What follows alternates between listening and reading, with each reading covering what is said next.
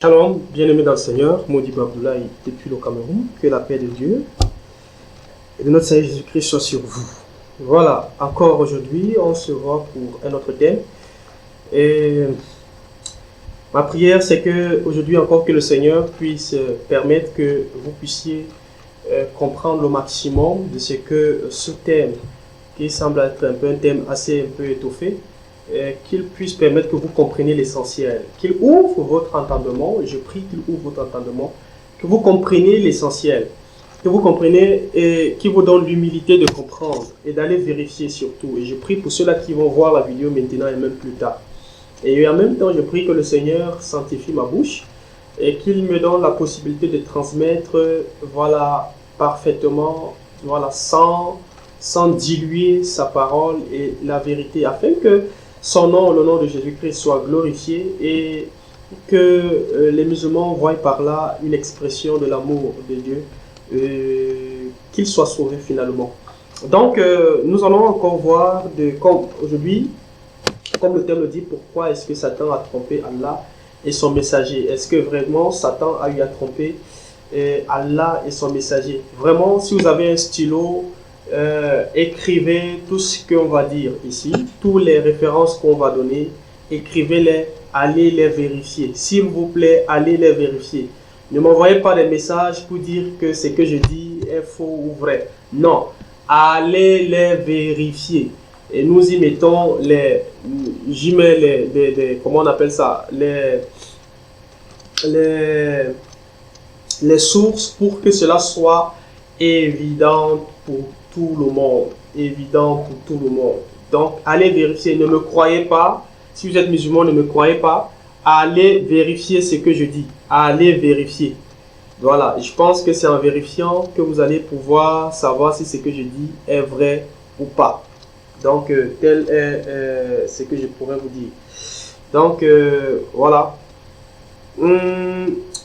Disons que lorsque vous étudiez l'islam, lorsque vous voyez les thèmes, les textes de l'islam, vous allez être très rapidement convaincu que l'islam a beaucoup à dire sur le personnage Satan. L'islam a vraiment beaucoup à dire sur Satan. Beaucoup à dire sur Satan. Donc, alors... Donc, en même temps, avant de commencer, je vous encourage à ceux-là qui sont là pour la première fois de pouvoir clocher sur la cloche. Abonnez-vous et clochez sur la cloche pour pouvoir être averti de tous les prochaines vidéos. Comme je l'ai dit, il y en a une centaine qui arrivent. Vraiment, donc, abonnez-vous. Et en même temps, pour ceux-là qui ont le même fardeau que nous, et comme vous le voyez sur votre écran, nous vous encourageons vraiment à pouvoir nous soutenir. Vous pouvez soutenir ce travail. Parce que vraiment, sans le soutien sur le plan financier, c'est pas possible que nous puissions. C'est même pas possible de faire des vidéos. C'est pas possible de prendre son temps, de lire, d'étudier et de pouvoir partager ces connaissances-là avec ceux-là qui nous suivent. Donc, vous pouvez participer par ces différents moyens d'expédition d'argent, par Orange Money, Mobile Money, Western Union, Mobile MoneyGram. Et voilà. Donc, vraiment, et que le Seigneur vous bénisse pendant que vous le faites. Et merci d'avance. Donc, revenons sur le thème de notre thème principal. Donc, il est question que nous puissions parler de Satan. Est-ce que Satan a eu à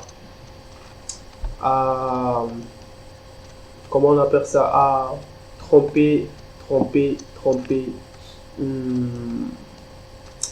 Allah et son messager. Bon, pour commencer, j'aimerais partager avec vous un texte que l'islam, que Allah déclare dans le Coran. Un texte assez intéressant et que je crois que cela va être utile pour tous ceux-là qui sont intéressés par le sujet de Satan, de l'islam et tout ça là.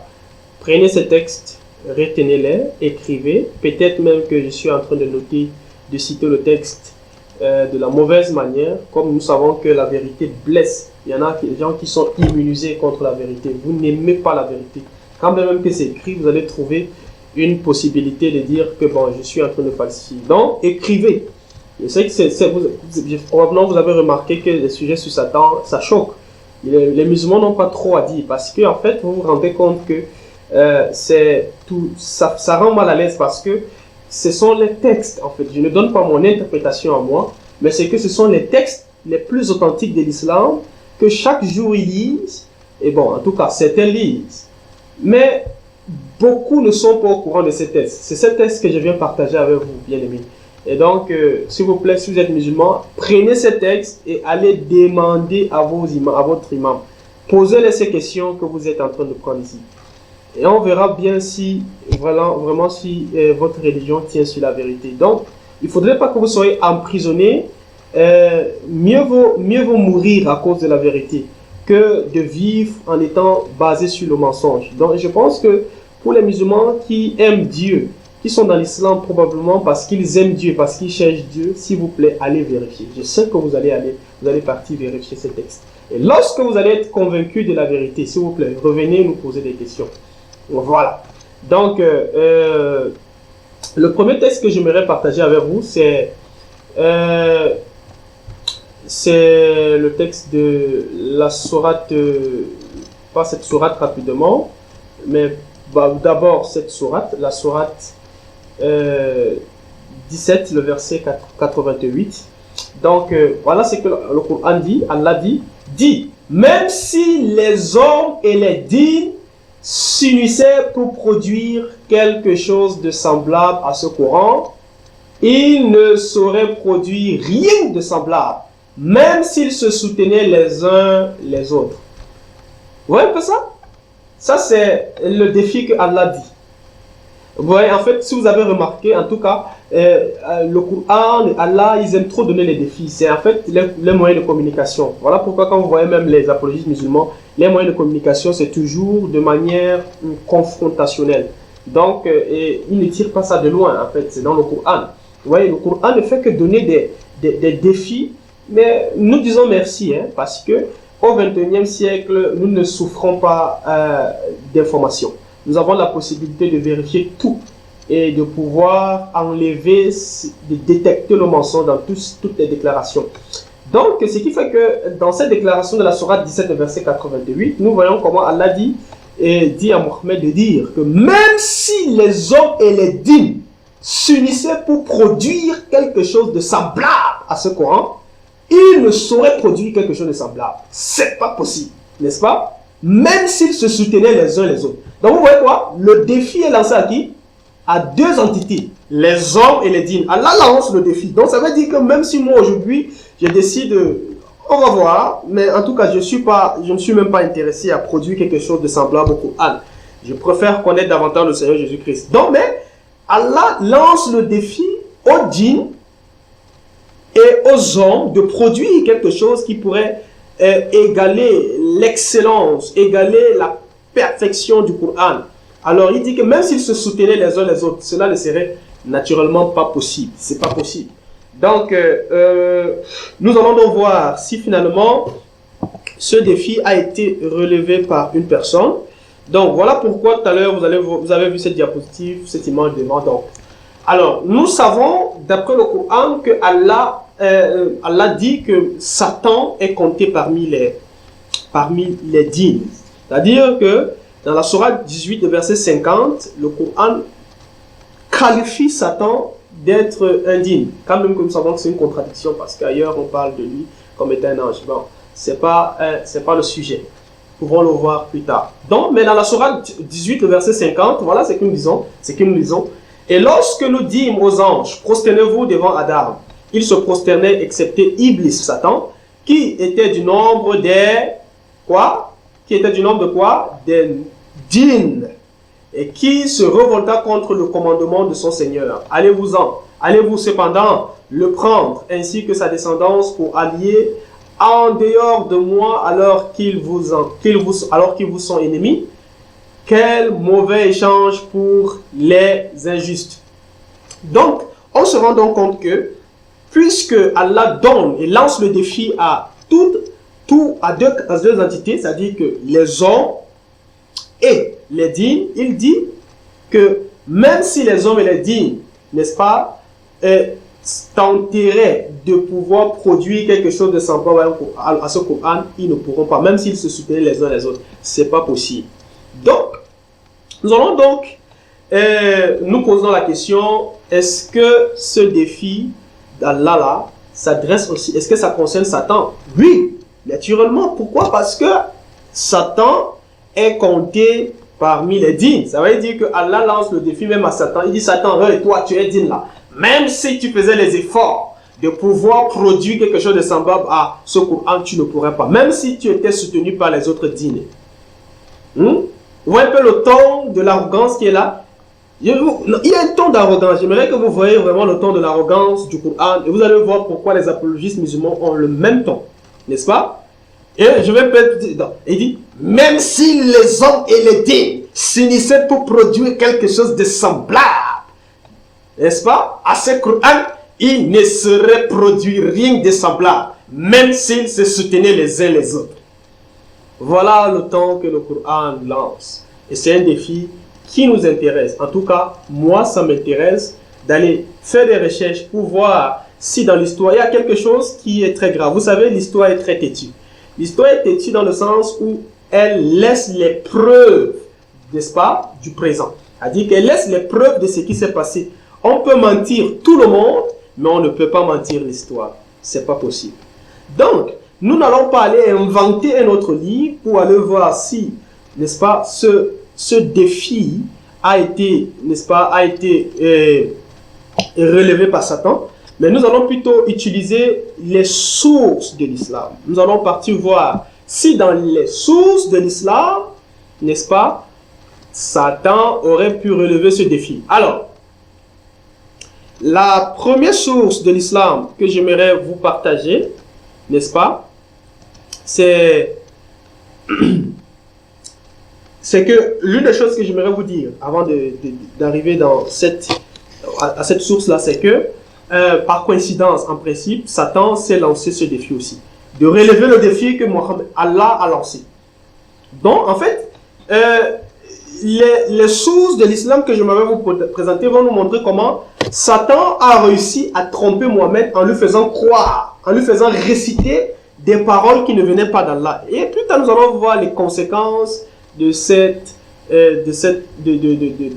incident. Donc, nous allons voir comment Satan a effectivement relevé le défi d'Allah, en montrant par là que, voilà, à Mohammed, Allah n'est rien, en tout cas. Il n'est rien d'autre. Donc, la première, comment on appelle ça? La première chose que j'aimerais que vous voyez dans... J'espère que vous vous rappelez que la dernière fois, nous avons vu, je vous ai montré comment où trouver Ibn Ishaq. Alors, j'aimerais que vous voyez dans Ibn Ishaq, dans ça dit que Ibn Ishaq, dans son livre numéro, disons, le numéro combien? Ibn Ishaq, le numéro, le chapitre 165. Ibn Ishaq, le chapitre 165. Alors, j'aimerais lire cela pour vous. Donc, j'aimerais que vous voyez très bien en haut le chapitre, pardon, la page 105. Donc, Ibn Ishaq. Donc, le livre traduit en anglais par Guillaume. Donc, téléchargeable où? Vous vous rappelez où est-ce que c'est téléchargeable, n'est-ce pas? Vous vous rappelez que je vous ai montré où c'est téléchargeable, n'est-ce pas? Dans http://archive.org. Vous pouvez télécharger gratuitement. Ibn Ishaq, c'est les premières sources les plus authentiques, n'est-ce pas, de l'islam. Les premières sources, vraiment je dis les premières sources, hein, quand je dis les premières sources, c'est que c'est les premières sources. Dans les premières sources, les plus authentiques de l'islam, c'est Ibn Ishaq. En tout cas, celui qui relève la biographie de Mohammed. Donc, ceux-là qui ont de quoi voir, peuvent lire le français. L'anglais, vous pouvez le lire. Mais je l'ai traduit en français pour vous.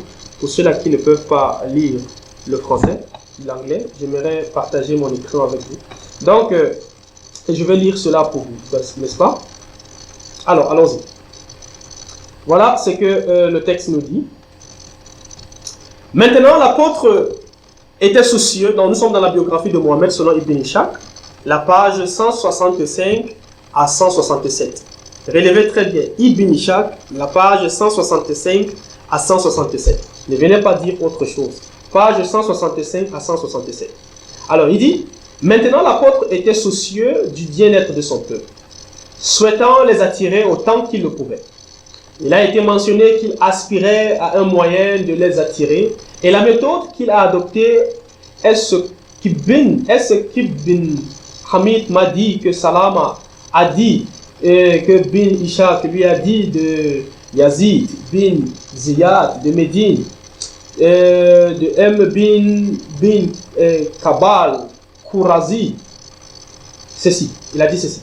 Lorsque l'apôtre a vu que son peuple lui avait tourné le dos et qu'il était peiné par leur éloignement de ce qu'il leur avait apporté de Dieu, il a désiré ardemment qu'il lui vienne de Dieu un message qui lui réconcilierait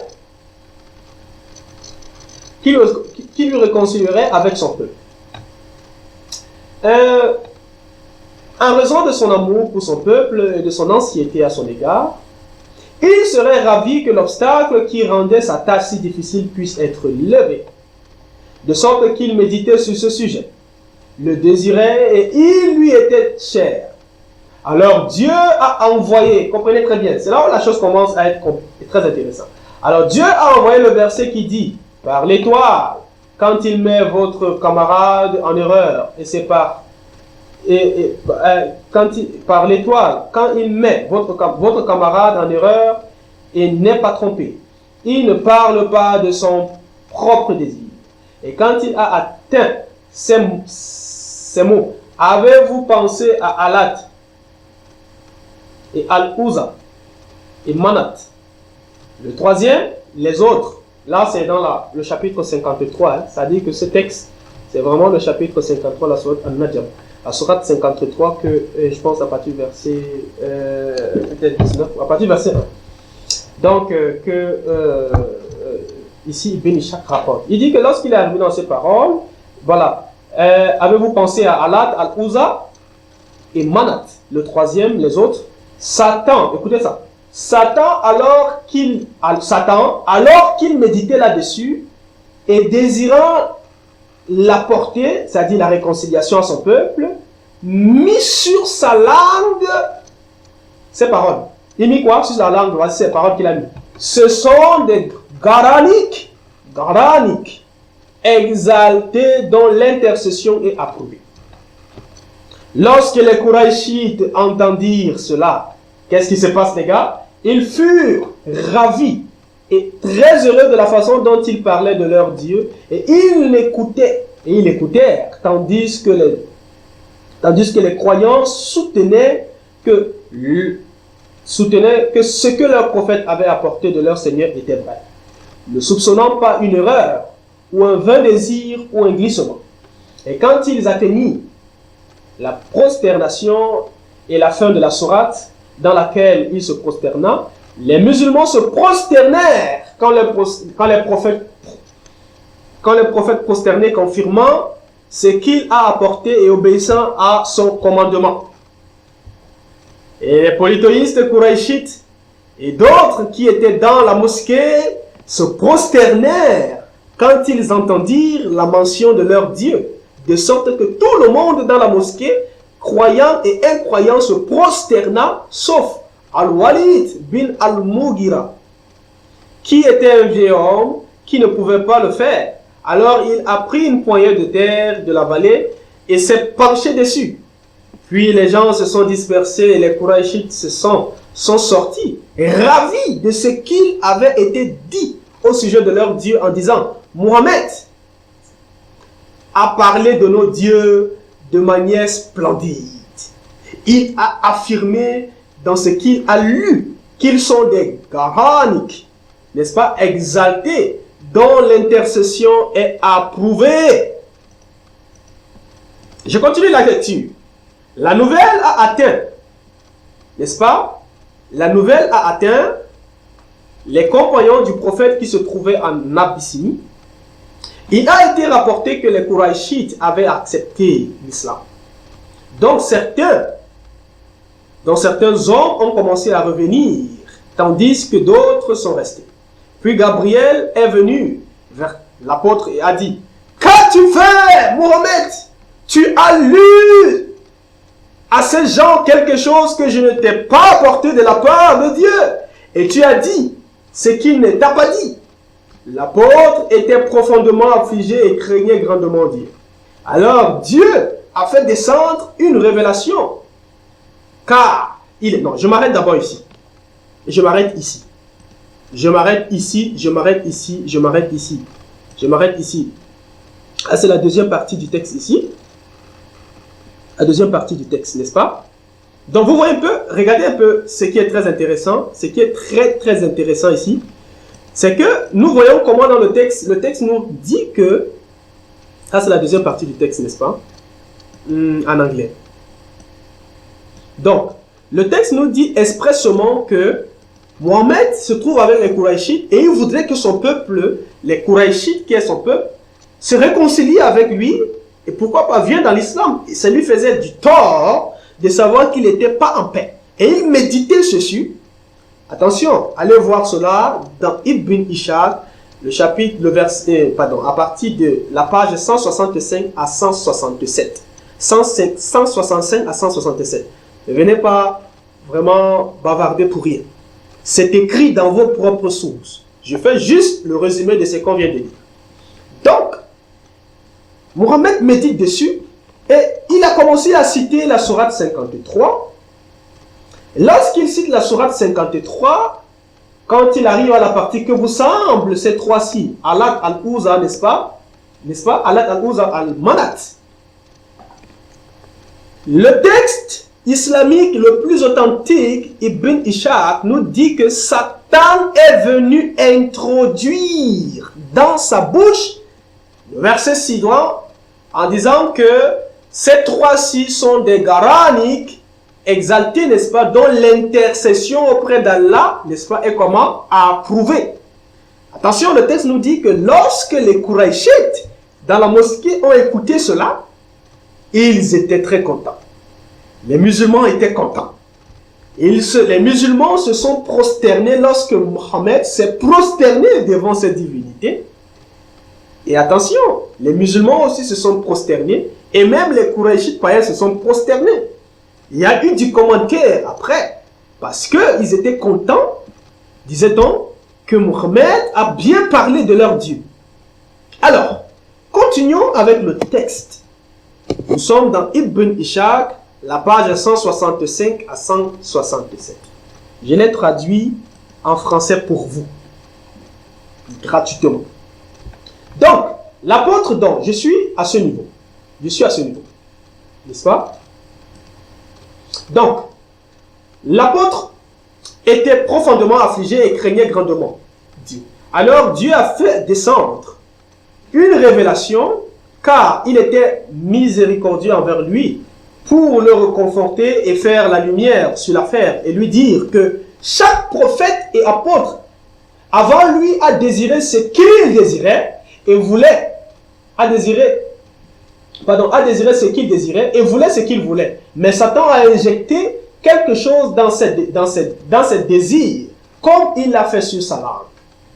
Donc, nous constatons comment ici, nous continuons la lecture. Continuons la lecture pour ne pas déranger, pour ne pas faire obstruction à la compréhension.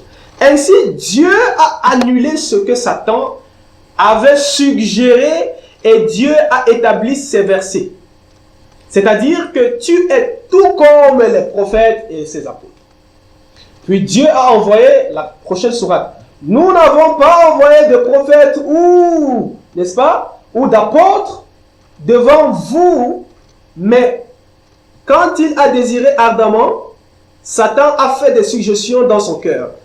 Mais Dieu annule ce que Satan a suggéré. Puis Dieu établit ces versets, Dieu étant connaissant et sage. En fait là, n'est-ce pas, Ibn Ishaq cite la sourate 22, 52. Il donne la raison pourquoi la sourate 22, existe. Tout à l'heure, plus bas, je vais mettre la sourate 52, la sourate 22, verset 52. Sourate 22, verset 52.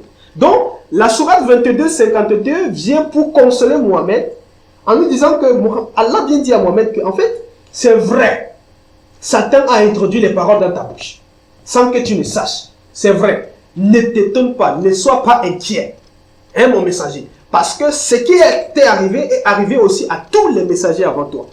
Ils désiraient bien ne pas être en conflit avec leur peuple comme toi tu le désirais. Mais attention, pendant qu'ils méditaient comme toi tu méditais, et ils ont cité des versets d'Allah, Satan est venu fortuitement injecter la fausseté et ils ont cité aussi des versets sataniques. C'est d'où vient l'histoire des versets sataniques, les gars. Ainsi Dieu, je continue, ainsi Dieu a soulagé le chagrin de son prophète. Nous sommes toujours en train de citer Ibn Ishaq.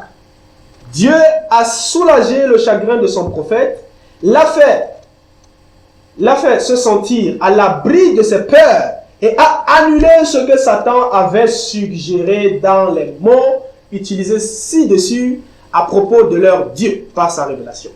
Les vôtres sont-ils des hommes et les siennes et les femmes? C'était en effet une division injuste, c'est-à-dire les plus injustes. Ils ne sont rien par les noms que vos pères ils ne sont rien par les noms que vos pères leur ont donnés. En ce qui concerne les mots, à qui il veut et accepte, à ce qui concerne les mots, à qui il veut et accepte, qu'il veut, c'est-à-dire comment l'intercession de leur Dieu peut-elle se prévaloir de lui?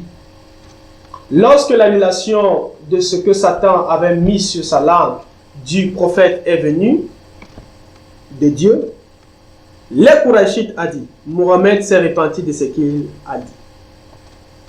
Et là, en fait, vous voyez comment c'est la sourate 53, à partir du verset 19 à 27, que Mohammed que Ibn Ishaq cite ici, que Allah est venu compléter. Donc, Allah complète d'abord la sourate 22, verset 52, pour pouvoir consoler son prophète, de lui dire de ne pas se troubler parce que ce qui lui est arrivé est arrivé aussi à tous les autres prophètes. Mais il donne encore la sourate 53, verset 19 à 27, en lui faisant comprendre qu'en tout cas, en complétant, n'est-ce pas, en montrant comment Mohammed s'est repenti par rapport à cela. Il a corrigé. Donc, la sourate 53, verset 19 à 27. Alors, j'aimerais reposter la version, j'aimerais mettre ça sur votre écran pour que vous compreniez très bien, pour que vous voyez très bien la version anglaise, n'est-ce pas? Si pour ceux-là qui sont durs d'oreille, comme ça vous n'aurez pas de possibilité, n'est-ce pas, de pouvoir, comment dire, régner vos propres sources. Ce sont juste les sources islamiques que nous sommes en train de lire. Donc, en résumé, lorsque nous nous rappelons du défi que Allah a lancé, nous nous rappelons que Allah a dit, il a dit expressément que quoi? Est-ce qu'on peut lire ensemble ce qui s'affiche ce qui s'affiche sur votre écran? On peut lire ensemble que quoi? Même si les hommes et les djinns s'unissaient pour produire quelque chose de semblable à ce courant, ils ne sauraient produire rien de semblable, même s'ils se soutenaient les uns les autres. Donc, le défi est lancé. Donc, Allah dit que personne ne serait capable de produire quelque chose d'aussi excellent. Mais lorsque nous lisons les sources islamiques, Ibn Ishaq nous donne de comprendre que non, Mohammed, Satan a réussi à se jouer de Allah et de Mohammed en injectant des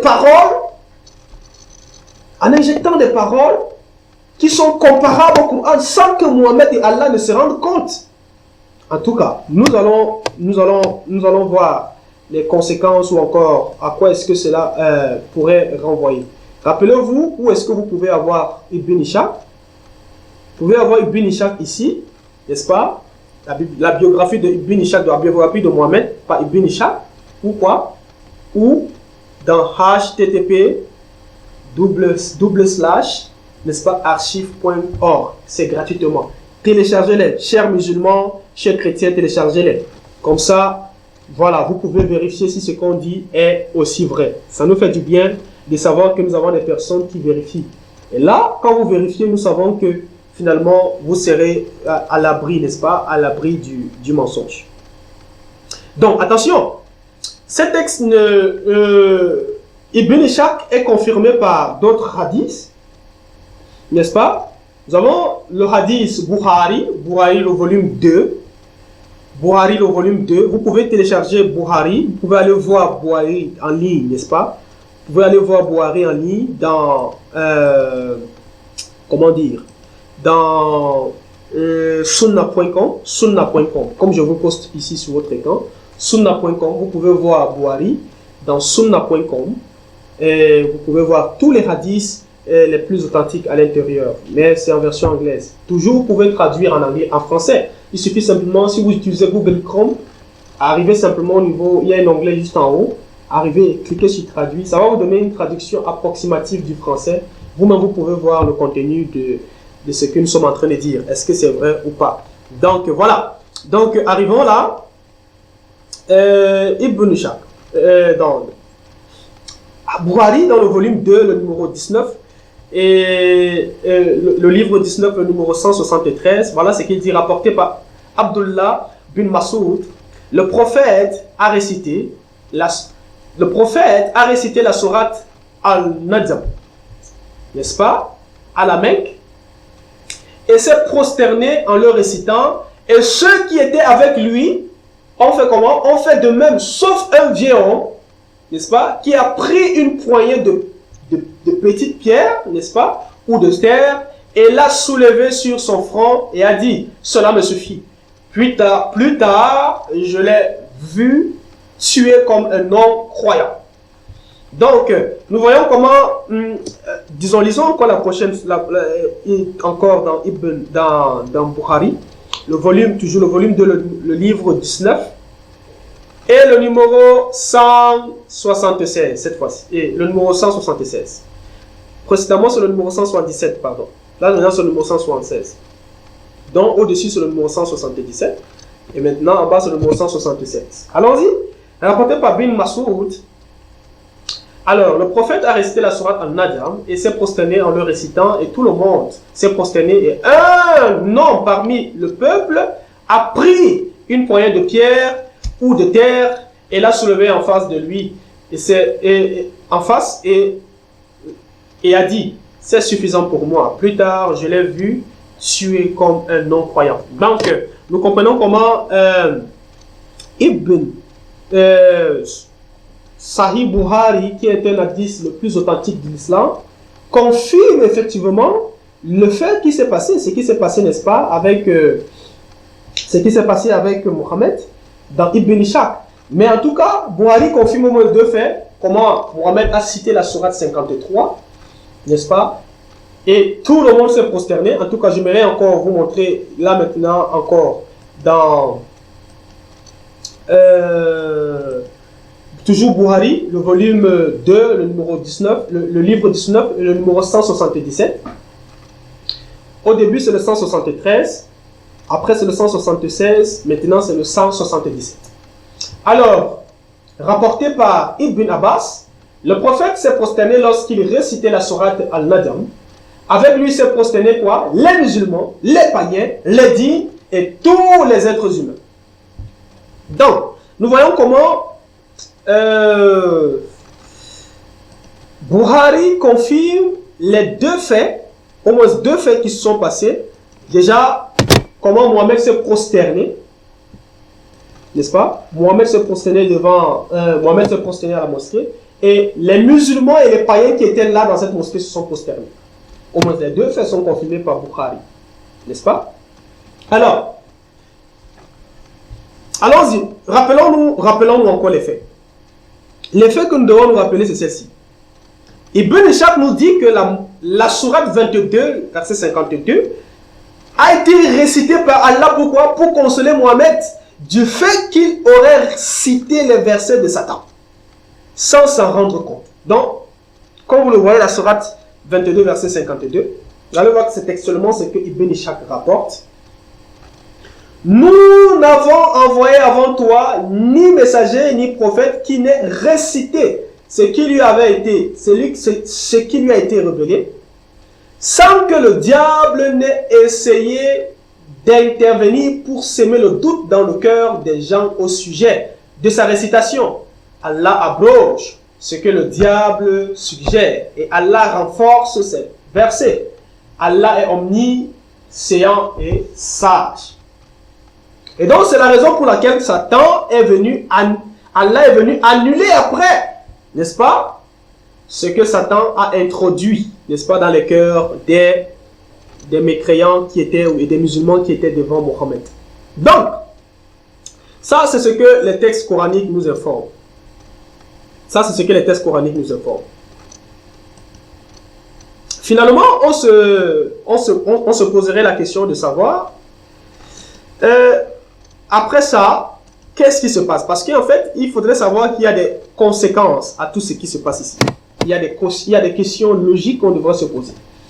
J'en ai recensé quelques questions que j'aimerais que les musulmans partent avec, et même les chrétiens aussi partent avec, pour voir si vraiment cette histoire vaut la peine. Alors, voici quelques questions logiques qu'on devrait se poser. Première question, notez-les. Si les djinns étaient incapables de produire un verset comparable au Coran, donc d'après la sourate 17 qu'on vient de lire, qu'on a lu, n'est-ce pas? Pourquoi Satan, qui est un djinn, d'après la sourate 18, verset 50, a-t-il réussi à tromper Mohammed au point de lui faire croire que les versets qu'il citait étaient d'Allah?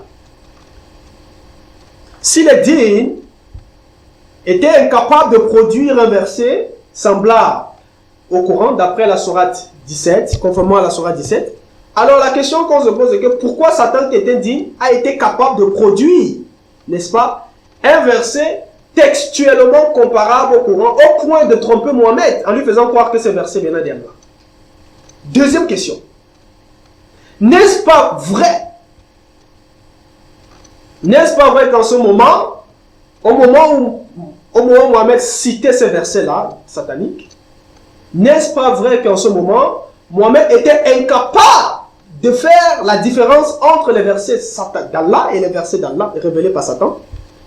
N'est-ce pas vrai que Mohammed était incapable de faire la différence entre les versets qui venaient d'Allah et les versets qui venaient de Satan? Troisième question. Ne pouvait-il pas voir que les versets introduits par Satan sont totalement inférieurs à ceux du Coran, puisque le Coran est excellent et grand en style? Si vraiment Satan était incapable de produire quelque chose de comparable au Coran, pourquoi est-ce que Mohammed n'a pas été capable de reconnaître que les versets-ci sont de Satan et ça sont d'Allah? Quatrième question. Sinon le Coran est inimitable, en tout cas, si le Coran est inimitable comme il le prétend, alors pourquoi les musulmans et les païens qui se sont prosternés n'ont-ils pas vu la différence entre les versets de Satan et ceux du Coran? Lorsque Mohammed était en train de réciter, Ibn Ishaq nous rapporte que les musulmans et les païens qui étaient derrière Mohammed se sont prosternés tous. Ils ont dit Amin. Ils ont dit Amin. Pourquoi est-ce qu'ils n'ont pas pu reconnaître que non, Mohammed, ce que tu es en train de citer ici est différent. C'est moins excellent que les versets précédents. Pourquoi? Cinquième question. S'il est vrai que les musulmans et les païens qui entouraient Mohammed n'ont pas pu faire la différence entre les versets de Satan et ceux du Coran, alors, n'est-ce pas vrai que Satan a relevé le défi qu'Allah a lancé dans la sourate 17? Si les musulmans et les païens qui entouraient Mohammed n'ont pas été capables de reconnaître, faire la différence entre les versets de Satan et les versets d'Allah du Coran, Est-ce que donc c'est pas vrai? Est-ce que c'est pas vrai? Est-ce qu'il ne faut pas reconnaître, chers musulmans, que Satan, d'après vos propres textes, a relevé le défi que Allah a lancé aux hommes et aux djinns? Dans la sourate 17, n'est-ce pas? 6e question. Si donc Satan a relevé le défi d'Allah, qu'est-ce que cela nous renseigne sur l'allégation du Coran de sa supposée inimitabilité? Si donc Satan a été capable de relever le défi d'Allah, soi-disant que le Coran est irreproduisable, il est impossible que quelqu'un produise quelque chose du même style, de la même éloquence que le Coran. Si donc Satan a relevé ce défi, qu'est-ce que cela nous renseigne sur la supposée inimitabilité du Coran? On comprend probablement que le Coran, il est possible de reproduire le Coran. N'est-ce pas? C'est la conséquence logique. 7e question. N'est-ce donc pas vrai que le Coran a été reproduit? Ce qui contredit donc la supposée quoi? La supposée inimitabilité. Si le Coran a été donc reproduit, a été capable, si Satan a été capable de produire les mêmes versets avec la même éloquence que le Coran, cela voudrait simplement dire que le Coran est imitable. C'est possible de produire. D'ailleurs, Satan a pu le faire. D'après les propres sources du Coran, les propres sources de l'islam. Rappelez-vous, Ibn Ishaq téléchargeable dans archive.org gratuitement. Donc vous n'avez pas la possibilité de dire que je n'ai pas l'argent pour télécharger. Téléchargez-les gratuitement. C'est possible, n'est-ce pas? Dans archive.org, Ibn Ishaq, version anglaise par Guillaume, traduit par Guillaume. Donc la page 165 à 167. Vous allez trouver de quoi est-ce que nous sommes en train de parler. Prochaine question.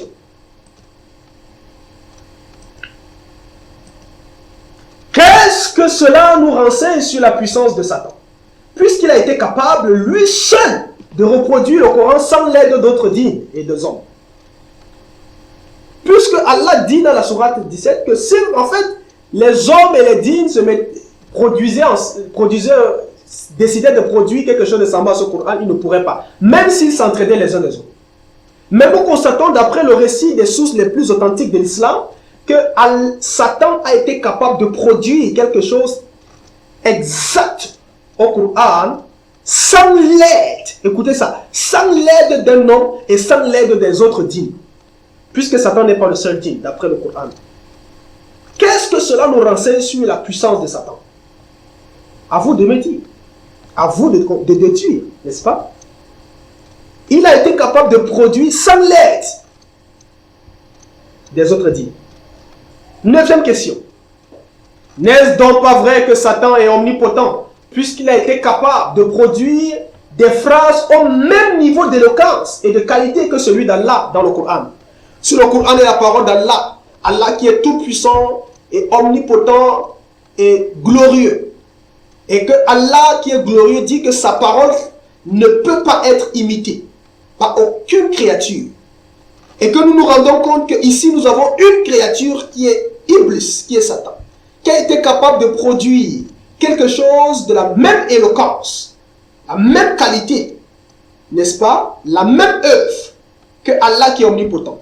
Est-ce que ce n'est donc pas vrai que Iblis, qui est Satan, pourrait être omnipotent, puisqu'il a produit une œuvre du même échelon que celui qui est prétendu être omnipotent, qui est Allah?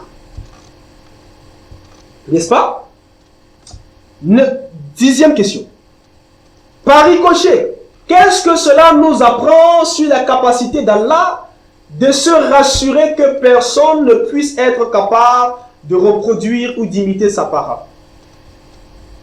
Si Iblis a été capable de produire la parole d'Allah, de reproduire des versets semblables, textuellement semblables, ayant la même autorité, la même, n'est-ce pas, éloquence que la parole d'Allah, et que Allah n'a pu rien faire, qu'est-ce que cela nous renseigne donc sur la capacité d'Allah de protéger, de se rassurer que personne dans l'humanité parmi les créatures puisse reproduire quelque chose de semblable?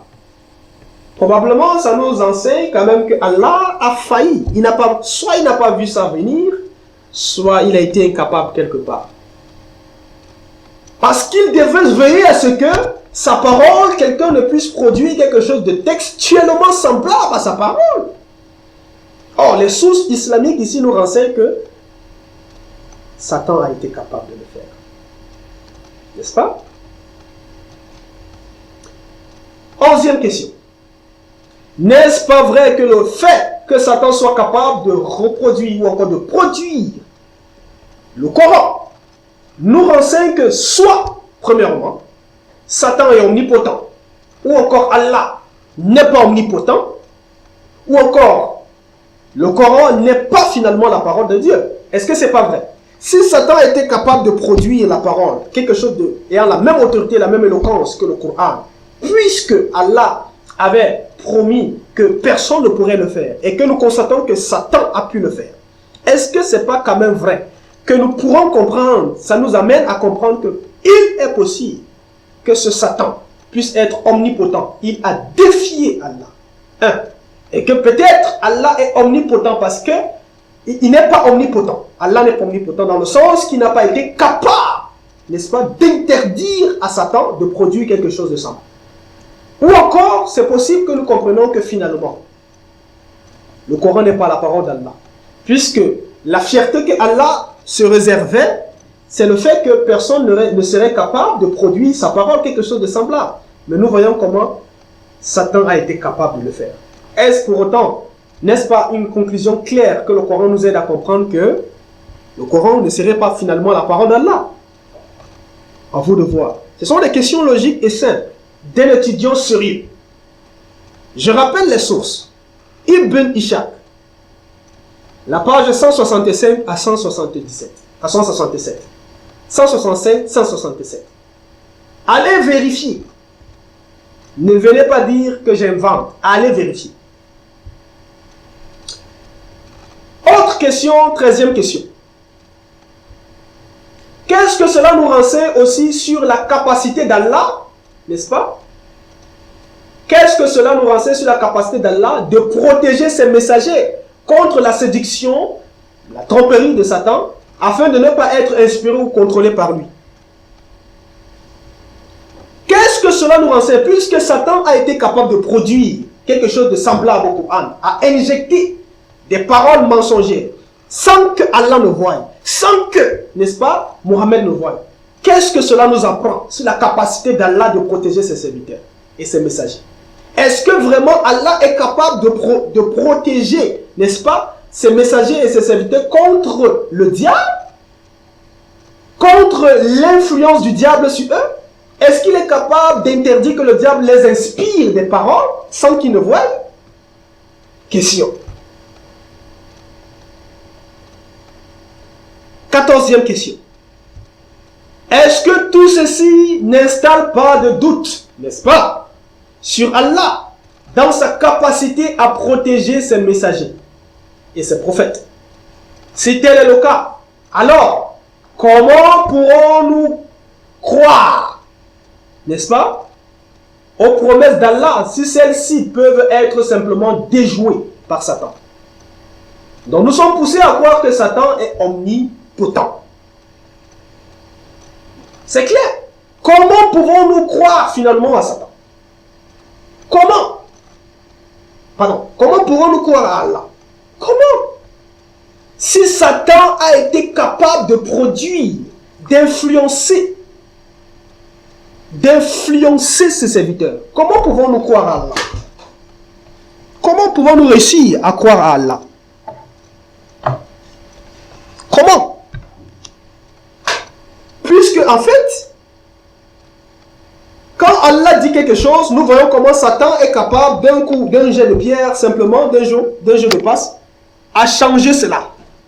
Allah a dit, personne ne va changer sa parole, personne ne va être capable de produire quelque chose de semblable à sa parole. Nous voyons comment Satan a pu faire la même chose. Est-ce que cela ne nous pousse pas à douter sur Allah, douter sur les promesses d'Allah? Quand il dit une chose, Satan peut venir dire le contraire. Et c'est la volonté de Satan qui s'impose. C'est une question sérieuse, n'est-ce pas? On comprend par là que Satan, d'après les textes islamiques, Satan pourrait être omnipotent. Il est tout puissant, Satan, d'après l'islam. Dernière question. Si Satan a pu imposer, inspirer Mohammed, alors quelle garantie un musulman peut-il avoir sur le reste du Coran? S'il a pu inspirer Satan sur une partie du Coran, Mohammed sur une partie du Coran, si Satan a pu inspirer Satan, si Satan a pu inspirer, Mohammed sur une partie du Coran, comment pouvons-nous avoir l'assurance, n'est-ce pas, que le reste du Coran n'a pas été influencé aussi par Satan? Quelle garantie avons-nous? Quelle garantie avons-nous que le même phénomène ne s'est pas produire dans les autres sourates?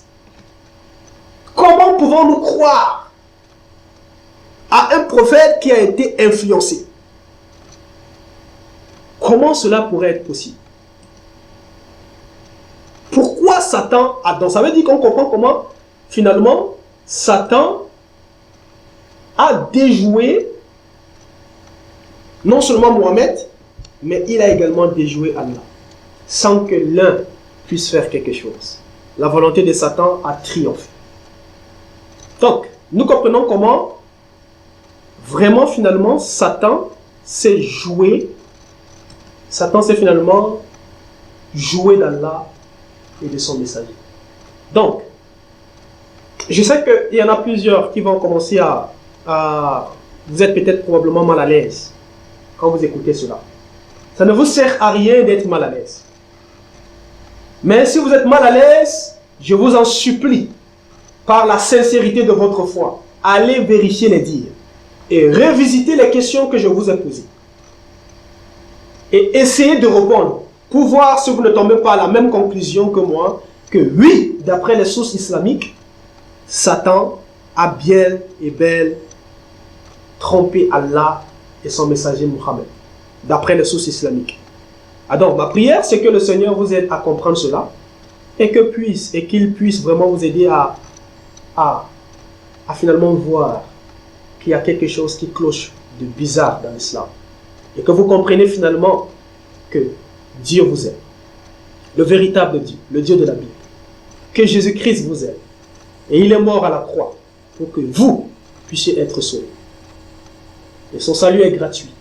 Il vous donne la garantie que si vous croyez en lui, à sa mort à la croix, vous puissiez être sauvés. Tel est le message de l'évangile. Tel est le message d'amour que Dieu partage avec l'homme. Donc, telle est la fin de notre petite vidéo. Prière de partager gratuitement, partagez, postez-les où que vous voulez. Donc, que le Seigneur vous bénisse. S'il vous plaît, ne manquez pas, pour ceux-là qui veulent bien, ne manquez pas de nous soutenir. Sinon, nous ne pourrions pas faire cette vidéo. Donc, et c'est ça. Soutenez-nous sur l'adresse qui est là, apparaît dans votre écran. Donc, vous pouvez nous écrire sur WhatsApp, 676 06 48 95, avec l'indicatif du Cameroun, plus 237. Donc, 676 06 48 95. Ou encore, vous pouvez également nous envoyer un message par email dans le site, dans notre adresse email anourministry@gmail.com. Anour, donc A-N-N-O-U-R, ministry en anglais, M-I-N-I-S-T-R-Y, Donc, que le Seigneur vous bénisse. Satan a réussi finalement à se jouer de Allah et son messager. Donc, que le Seigneur vous bénisse. Shalom, shalom, shalom, shalom, shalom.